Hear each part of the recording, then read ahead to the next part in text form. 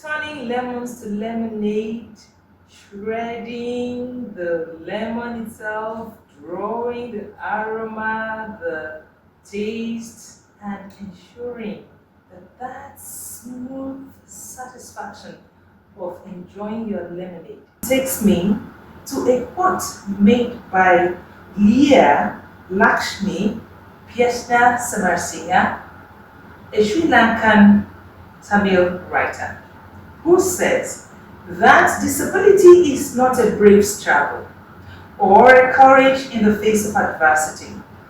Says that disability just is. The idea that disability is something to overcome says more about the ableism of the society we live in that it does about the nature of disability itself.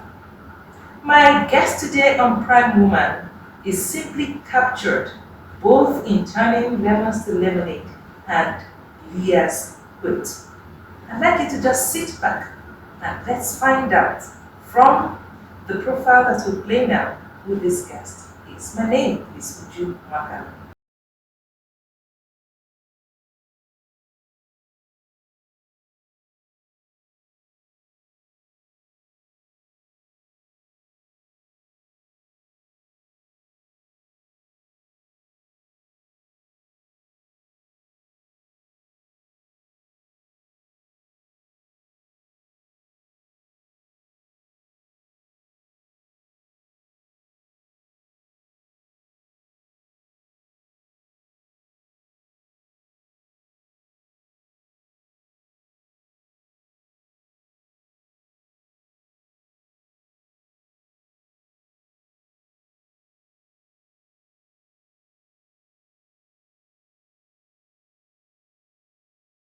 To Prime, take us through the journey of Crystal. Olasipo. Thank you so much for having me on Prime Woman. I'm really excited to be here. I'm the 10th child of 10 children. And being the last child, actually, I've always had the opportunity to enjoy every beautiful thing. So my siblings all went to public schools and I was privileged to go to a private school. So Mate is a private school. Then I left there for federal Government Girls College, Lantern in Plateau State. And that's, where I got my secondary education. And it really availed me the opportunity to engage with different people from different places. Even though I was kind of that stubborn junior, went to Federal School of Radiography to do radiography. Then I left there for Yaba Tech, where I did Science Lab Tech, and finally went to the University of Lagos to study biochemistry, except in the East, and then came back to Lagos and started working. And, I'm married to an Igbo man. I'm Yoruba by birth, but by marriage, I'm Igbo. So that gives me also the opportunity. It almost feels like I'm in Nigeria, like a proper Nigerian. So come on, like I've really gone, round and So you should get an award. yeah, a national award actually, yes, being in Nigeria, proper Nigeria. So yes, the eastern part of Nigeria has been a huge blessing. Why do we have pictures of people with broken limbs, broken arm, broken leg, all over the place? So some years back, about 17 years ago, when I gave birth to my daughter, she was born with a congenital limb deformity, and we had to make a decision to amputate that limb. What do you mean congenital limb deformity? Can you break it down? So basically, when we gave birth to her, she had a missing bone in her leg, on, on her right leg, specifically, and also the kneecap did not form. And as a result of that, the medical solution they had for us at the time was to amputate the leg. How is your daughter doing today? She's doing absolutely well. I think better than I ever imagined, and that she looks good because she does everything everybody else can do. You want to give her a shout out? Mila, I love you. We love you very much, and thank you for being such an amazing. I won't say kid because you're all grown now. Thank you for being an amazing champion. Hi, Beulah. I'm actually emotional, but I know that you're the champ. So tell me, I stumbled on a book somewhere and I saw something you read it. Are you also an author? Well, absolutely. I have 3 books that I've authored. And so because of how the journey of my life has been, after leaving work to run Irene Foundation free, I felt like I was going to be able to share the story and tell everyone about it. At the time, I decided to write a memoir and talk about how my journey had been from the time before I got married to when I got married, and also what led me to start a nonprofit, and how the nonprofit had impacted people around, so that the radio story can go beyond me, and everyone that wants to have a full glimpse of, every event, or for every mother that is giving birth to a child with disability, they know how to cope, having read the book. So I wrote that book, and then after that, I wrote a book called Lemons to Lemonade. So when you were talking about lemons and lemonade, I was like, gosh, you read my book. But I wrote that. Oh, but that means I'm gonna get a copy of that. Well, absolutely. And so a small book that basically, talked about my journey also, but a processed book that helps you to actually turn your lemons to lemonade. Because I think in life, everyone actually has lemons, and, it's whatever you make out of it. And that actually determines at the end of the day whether you thrive or be thrive. Because I believe we all have to thrive.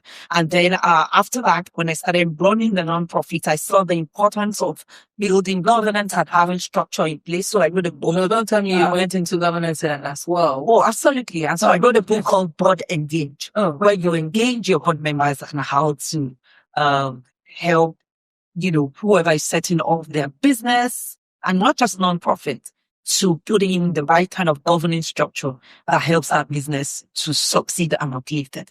I doubt anybody will see you on the street and think you are even married yet and don't have children. Well, so how do you, combine all of that and then come to being mother and wife? Yeah. I don't know if I'm doing an excellent job at it. Well, one of the things that I've learned to do is prioritize and take advantage of the systems and the networks around me. So I know that I have so many things that I enjoy doing.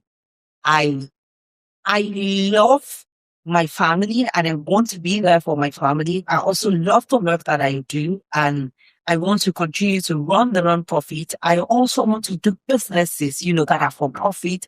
I'm very engaged in church. I pastor in my church. I'm a daughter and a daughter-in-law, and as much as possible, I want to be relevant to all of this. So one of the first things is I prioritize. If something does not fall into my calendar or my priority, I don't give it space in my head.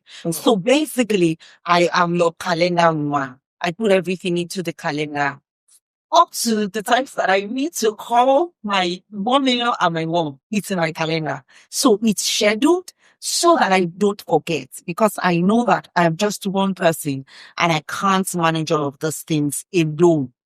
So I do that. The second thing that I talked about is, the network and the priorities around, or the people around me. So I have a support system that really helps. I give an example with when, the kids were still very young, and I had to do travels. So I had my mom being there to help me. One day, well, you know what? Why would you not pay her? It's called the mother's love. Mother's love. The same way I was giving the love, she too, I was collecting it back. So basically, helping me with that. Today, I would say also I have driver, I have the people that work in the team. I don't run a radio foundation alone. I can't run it alone. So I have a team of people that work with me to make the things happen. There are people working in programs, in communications, and all of that. There's someone in finance. So everyone is in it to pitch in and make it happen. And even now, if there are days when I'm not able to do things, I have friends, trusted friends that I've built, a relationship with, that the children can go over to say, I'm going to tell you how important that is. Sometimes last week or so, a friend of mine called me and said, hey, I'm out of town, and because I'm out of town, it's my daughter's birthday. Is it possible to help handle this process? I knew that I couldn't be there. So I asked my daughter and my Even though, yes, I have one daughter biologically, I have other daughters. And they were all around. So I asked, Nachino, Bina, Eden, can you people go and help visit? So at that point, they served as the support system that I needed because they're all now grown. So they were able to do the visit. My friend was happy with me as a good friend that I am. And, they were able to make that happen. But I couldn't have done that. I like that you if say they was were a there. good friend that you are. So if it is vice versa, I don't think that's going to also happen. Because a lot of times I find that giving is so beautiful and receiving is so beautiful, but reciprocity is something that I want to be sure happens. How do you achieve that? And that's why I said, I have built this support system around me. These are the people that I've trusted, that I have committed to being there for, and they are committed to being there for me. So when I also would need help, I don't know when it will be, then those are the kind of people that I reach out to that are able to make it happen for me. And I think that's how I've been able to manage the complexities that I have around me in terms of all the things that I have to do. What is you reading? So Hirede is actually the short form of Ireoluwade. That means the goodness of God has come. Now that's my daughter's Yoruba name. Chinemerem. And her name, the one we all call her is also Bila. And so after the amputation, I just wanted my daughter to be fine. But afterwards, people started reaching out to me because doctors knew that we went ahead with the amputation. Because again, amputation, by the way, is not something that is easy. And there were other parents also going through exactly the same thing that we were going through, but they couldn't make this decision to do it. By the way, before we went ahead to do the amputation, I never heard of anyone do it in Nigeria. Nobody talked about disability. It wasn't something to showcase. Rather, it was something people hid. They will hide those children. Nobody will put their children out there. But our daughter was going to school. She had so much love around her from family, from friends. And so she was able to thrive. And so I started writing and started sharing my experience through a blog where I was putting out there how I was coping. And doctors started reaching out to me. Oh, we met someone with the exact same situation as your daughter. Would you be kind enough to speak with this person? And so I met a girl who is a double amputee in Enugu. And her story is so touching. Related to the amputation. So it wasn't like a congenital issue like mine daughters. She wasn't born with a deformed leg. She had a mismanaged health situation. She was giving injections on the wrong nerve. And so it led to the death of the nerves and the legs had to be amputated. And so her leg was amputated. It didn't end at that. Her mom now had mental health issues as a result of it because she couldn't cope seeing her daughter with both limbs amputated. And, it was one story or the other. So that's how I came into the situation. I just really went to my friends and I'm like, can we just put money together and help this girl walk again? And so friends donated money to me. By the way, there was no foundation at this time. It was just that I met someone that needed help. And we went on ahead to give this girl both limbs. And while I was at that, the question then came to me, if we could do one child, that means we can do 2, we can do 5, probably 10. And today, Irene has done over 500. Wow. Yes. Wow. And so, That's a very question became, what will be the model for this? So we decided to register a non-profit and do exactly the same things that, we learned along our journey. And so the first thing was education, educating people in the society about the issues of disability, about amputation, what leads to it, and the fact that people that are amputated can also live a full life. And then the second thing was a support group, which we called Encourage, because parents need people to support them. The journey, I think for us, it was a bit easier because we had support. We had family support. We had church support. We had friends that supported us. If these people were not there, probably we would not have been able to cope. And so we knew that at Unity Foundation, we needed a support system for parents and caregivers of these children. And then we have what we call empowerment. I like that. I smile every time I talk about it because that's where we provide artificial limbs for the children that cannot afford it. We take them on for whatever age we have picked them up till they are age 18. And 18 because at 18, the child stops growing and they would have a limb that they can use for a longer period of time. Because just like when you grow, you change your clothes and all of that. That's the same thing with the prosthetic limb. As the child grows, you need to keep changing to fit the new height, the new weight that the child has gotten. Well, is that the reason I see all these glitters and so your limb? Before actually, this is the limb that my daughter used when she was about age 5. Age 5, 6. It was the first one where she got a knee joint where the knee could bend. And so, we've decided Maybe this can bend now. Oh, absolutely, it can bend. Can we try now? Yeah. So you can do that. Yeah. Oh, wow. So we have decided to keep it at a foundation because we can also show children. It's not just that it can bend. It's now very old, but it's called a skin finish. So if you look at what it looks like, it looks almost like the hair or the leg, like the skin. It has a little bit of hair around it, but it bends and all of that. But we've also decided to keep it, at the foundation so we can also show children the first leg that we have with the knee joint at the foundation. Right? We also do scholarships for the children because our aim is not just to give you a leg and you're sitting back at home. We want you to go to school. We have a program where we have peer-to-peer consulting where the children that have used their limbs for a long period of time can engage and connect with those that have not used limbs before so that they just see what's possible. So empowering in every form and way that we can empower. And then finally, we have what we call Engage. And Engage is our advocacy program where we engage with government, with other stakeholders, cause behavioral change. And through this, for instance, we have comic books that we call the Irradians. And with Iranians, we go into public schools to educate people on disability and to showcase that people with disability can also live a full life. So when we look at the stories in the comic books and the superheroes we have, those superheroes are persons with disabilities, so different disabilities. The one that is amputated, the one that is autistic, the one that is visually impaired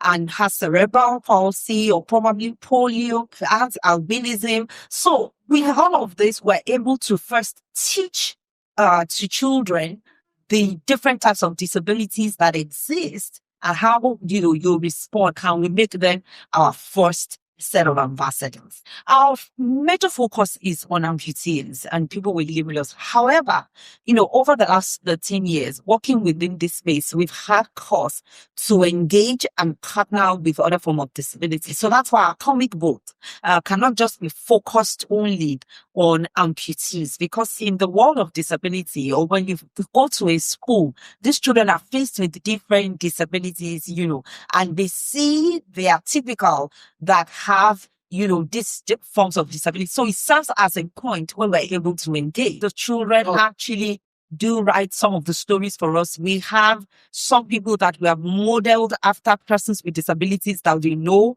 and we engage and talk with and get stories from them. Our own Beulah actually is one of the contributors because she works with the script writers to really look through the scripts that we have and be sure that currently I serve on the board of Parents and Children with Disability Initiative. We work, across with all of these different disabilities, and that led us actually to have a program that is called Deep, where we train persons with disabilities with soft skills that help them to be employable. I started a podcast like thing where I was talking about Hope Group, and it was really centered around especially caregivers and parents of people with disabilities and also the community around them. It was also an awareness program to let people know that people with disability are not, the fact that you have a disability is not inability. you can live a full life and people are thriving even with disability. Again, to cause a behavioral change on the public so that, as a people, we can be more accepting of persons with disabilities. In terms of giving limbs, today we're focusing on just Nigeria, but the advocacy work that we do is across the world. So we have a program that we run. April usually is Limb Loss Awareness Month globally. So every second Saturday in April, we do a program that we call Out on a Limb. And Out on a Limb is creating awareness, is advocacy for amputees and all of that. And this happens globally. So we have representatives across the world that are also participating in that work everywhere. So I would say that the work that we do in terms of giving limbs currently focuses on just Nigeria. By the way, we are expanding to the other African countries. However, our advocacy projects goes around the world. What we do is, like every other nonprofit, we raise funds to ensure that these children will have limbs. So for instance, like the Out on a Limb project that we're doing this year, our hope is that we can give 200 children limbs after the walk. Yes, we walk on the 11th. We are hoping that also about 10,000 people will be able to join us in the walk, and they're walking globally. If these people can do the work, then they will create more awareness. We'll be able to raise more funds. Hold on, who are the people walking? The limbless people? Are they the ones walking? The people that do not have limbs will be walking. The people that have limbs that love them will be walking. The people that just pass us by and care about it will be walking. It's a global work that creates awareness and sensitization for children who have lost their limbs. It helps us to provide limbs for these children. And this year, 200 of them will be getting limbs. So one of the things that we started doing is we started 3D printing and 3D printing the prosthetic limb. So we're making the prosthetic limb by ourselves in the laboratory that we have. So we have a small lab where we are piloting and, printing the limbs. This will help us reduce the cost of the limb. We also hope to have a rehabilitation center, because giving limbs is beyond just the artificial limb that the child gets. There's a lot of rehabilitation. Every time you change your limb, you need to learn to walk again. So we are leveraging, like the traditional birth attendants that we have, they're now accepted and all of that. You have the traditional bone setters. Question is, how do we engage? How do we leverage and train them? Because the first point of call, especially in villages and places where people go to, that usually leads to amputations a lot of time. They have the traditional bone setters, because that's what available for them in their society. So how can we train them? How can we help them to know the time when they need to ask these people to go to the hospital and get help, so that one day we can produce the president of a nation, the president of a continent, the president is yes, child. Absolutely. When you're not working, what do you do? How do you relax? I'm so you're a this wife. So how do we cope with all that you are doing? Is it part of what you're doing, by the way? Well, absolutely. Yeah. I'm not sure that I'm able to do all of the things that I want to do if I'm not getting the support that I need from home. So I get support from my husband, I get from my children,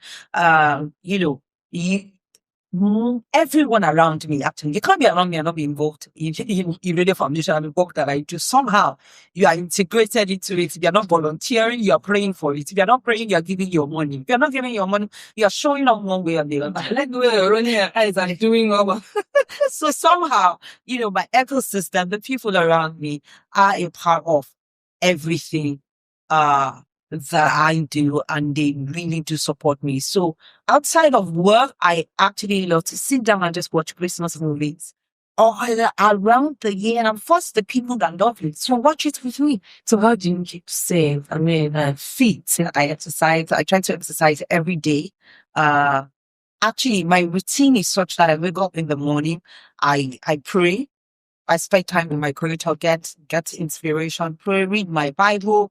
When I'm done doing all of that, I come downstairs, I exercise, I try to get between 15 minutes to 30 minutes of exercise right in my living room. When I'm done with that, I make my smoothie, I take that, pack my lunch for work, pack all of that, give when I can, most times I drop my daughter off in school, and then I go to work. My dad is late, or my mom is still very much alive, and she's giving us the support that she has always given when she was a lot younger, and even still now. So I'm appreciating of them, the values that they've taught me. They're still the same values that I'm living by, and just building on it as I also raise my children. I love to dance. As a young girl, I used to dance a lot. I still enjoy dancing. I like being upbeat. I like life. It's been awesome talking with you.